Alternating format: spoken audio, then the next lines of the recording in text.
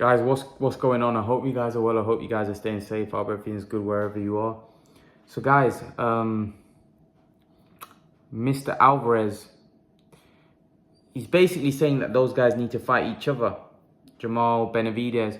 But there's also a possibility that there are rumors that, next year Canelo might take the PBC deal. I don't know whether they look that far ahead. A lot can happen from now and then. So I don't think Canelo's going to be looking that far ahead. A lot of people have reported this, that Canelo probably will take the Benavidez and Charlo option, in the future. But how do we know this? How do we know how Canelo looks that far ahead? I don't think he does. He's got very tough assignments this year. He's looking to fight 3 times this year, where he's going to be fighting Bivol, Golovkin, and then he's going to have a third fight, which we don't know who yet. But look, I feel like until Canelo's around, a lot of these guys aren't going to be fighting each other because they're worried. They're worried about losing and then not getting that Canelo payday. But if they all want to enhance their legacies, if they all want to be known as great fighters, if they all want to, enhance and get them to put themselves in a better chance where the public demand for the Canelo fight, I feel they have to fight each other. And I feel like at this point in their careers, I think the public has got really frustrated.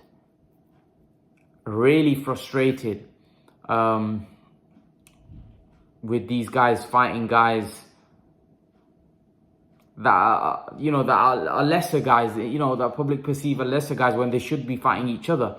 Now, I am a bit worried about David Benavidez fighting Lemieux because Lemieux's a massive puncher. Now, I know his punch power was at middleweight, but I think that's a very, very tough fight for him because David Benavidez defensively ain't the greatest fighter, and he does put himself in position to be hit, and David Lemieux can really punch. If David Lemieux lands a big shot on David Benavidez, it may get interesting. Let's see how his power carries to 168, but Lemieux is a very concussive puncher. He can really bang. So that's a dangerous fight. I don't know what Lemieux's got left, but power is something that doesn't disappear. And Lemieux's going to have his power. If Lemieux lands on David Benavidez, it could be interesting. It could be very interesting. I want to see what kind of effect David Lemieux's power has on David Benavidez. But yeah, I think those guys need to fight each other. Those guys need to start creating their own legacy and forget about Canelo. I think a lot of their careers are unfortunately being based around Canelo. I never think it's good when people start basing their careers. There's been many fighters that have, I feel like Andre's doing that. He's basing himself around Canelo. Look, it never works out. Amir Khan did that with Floyd Mayweather. It never works out. It never works out. When you start basing your career around somebody that you want to fight desperately, Kell Brook did it with Khan.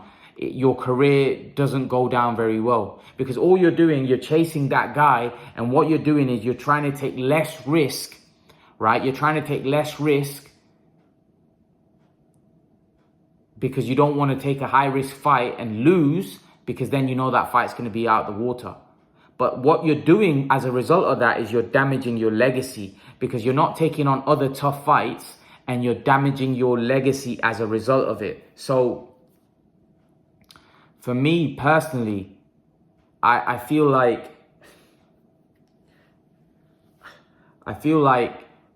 a lot of these guys are doing that. I think they're worried about fighting each other because they know if they take a loss, the Canelo fight's done. The Canelo fight's not going to happen.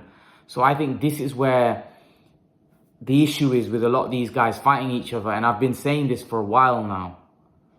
And I would be like, I'll be surprised if they fight each other. I think the best chance we may have is Jermall, Charlo, and Caleb Plant. But Caleb Plant now has nothing to lose, and Caleb Plant will probably fight these guys, and he'd want to fight these guys because he's had the Canelo fight. He's had the Canelo fight, so he knows. He's been in there, so he's had that opportunity. Whereas a lot of these guys haven't. Now, someone like Jermall Charlo fighting Caleb Plant, that's not an easy fight. Caleb Plant is a very difficult fight for Jermall Charlo. He's naturally bigger. He's a very good boxer. And Jermall Charlo, for me, and as Caleb showed in that fight, Caleb can take a punch. Caleb can take hits.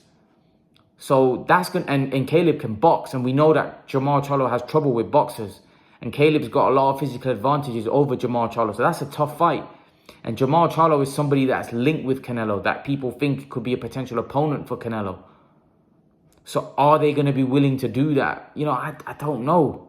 I really hope they do. I really hope they forget about the Canelo fight, and really hope they do. But you've got to think to yourself that, are they going to be willing to take that risk?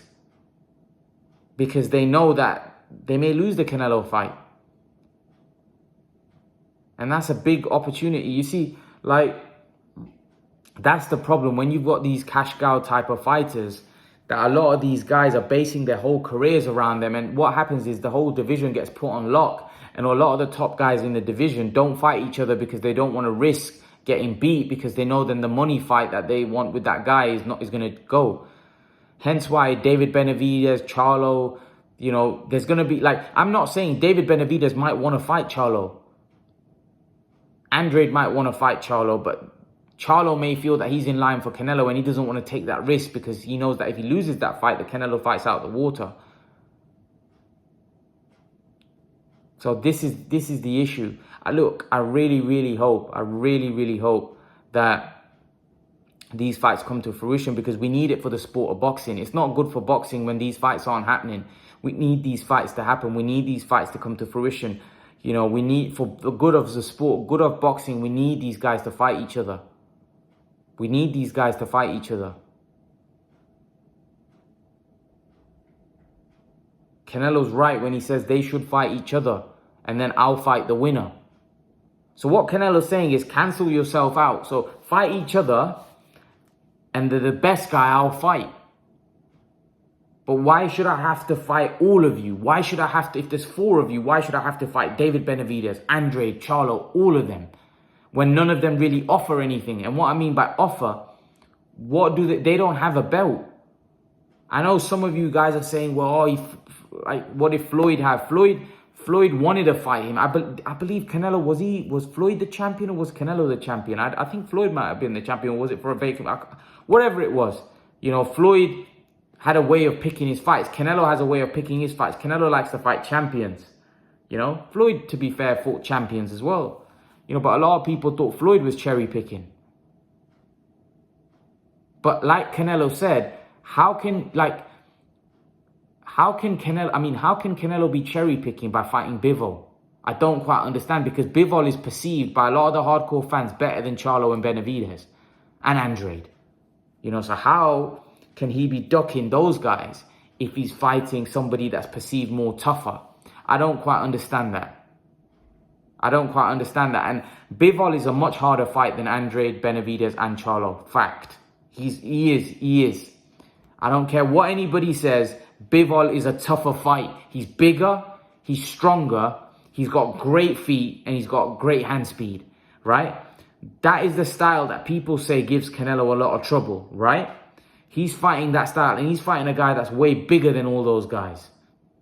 And in most people's eyes, better than those guys. So I honestly don't see how people spin the narrative that Canelo's taking easy options. No, he's not. If you were to ask me who's the easier fight, Charlo and Benavidez or Golovkin and Bivol, it's Charlo and Benavidez. They're the easier fights. Without question, they're easier than Golovkin and Bivol. Without question, they're easier. You know, I don't care what anybody says. They are easier fights. And they're fights that you expect Canelo to win comfortably. Whereas Bivol is a fight where a lot of people are thinking Bivol might cause the upset here. Bivol might win this fight. That's what I've spoke to a lot of people. And a lot of people think that Bivol may beat Canelo. But when you speak to people about Charlo and Canelo, nobody seems to think Charlo has a chance in that fight. You know, people even were saying that it's a cherry pick. If Canelo fights Charlo, it's a cherry pick. This is what people were saying. So I don't particularly. I think Canelo's made the right choice in terms of he's fought the toughest. He's taken the tougher route. But Charlo and Benavidez can't be ignored because they're big fights as well. And there's fights that people want to see him take. But that's because they have a bigger name than Bivol. Doesn't mean they're necessarily a better fighter than Bivol. They have a bigger name, and that's what makes them credible opponents, because they have a fan bases. Charlo and Benavidez have bigger fan bases than someone like Bivol. Bivol's relatively unknown. He hasn't got that personality that Charlo and Benavidez have, So, to be brutally honest with you, I think you can't really knock Canelo, because Canelo's taken a very tough challenge against Bivol, and Bivol's in his prime. There's no excuses. If Canelo beats Bivol, there's going to be excuses. Of course there is. There's going to be people saying, well, Bivol was no good, and, Bivol was overrated, and all of that stuff, is good. That comes with the territory. That's going to be said. Unfortunately, there's nothing that, that Canelo can do to avoid that. But I think the hardcore boxing fans know that this is a very tough fight. The hardcore boxing fans know that Bivol could do a number on Canelo. That Bivol could be a problem. And stylistically, his style is far more difficult than Charlo's style. Far more difficult. Bivol's got a good jab. He's fast. He's faster feet. He's got great movement. He's got great IQ. This is a tough fight. A very tough fight. So I'm looking forward to it. I am looking forward to this one. I actually think it's going to be a cracker.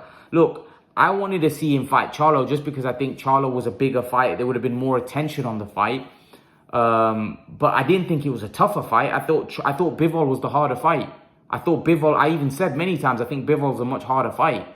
So Canelo's taken the tougher fight, and for less money, I'd assume, because he was being offered 100 million, wasn't he, for those two fights against Benavidez and Charlo, or more than that. Whereas for this, he was offered 85 million or something. So it obviously isn't about the money. It obviously isn't about, the money. Otherwise, he would have picked those two. But he's looking at it, what do those two offer me? They offer me nothing. Whereas Bivol is a champion, so he has something to offer me. He's a champion.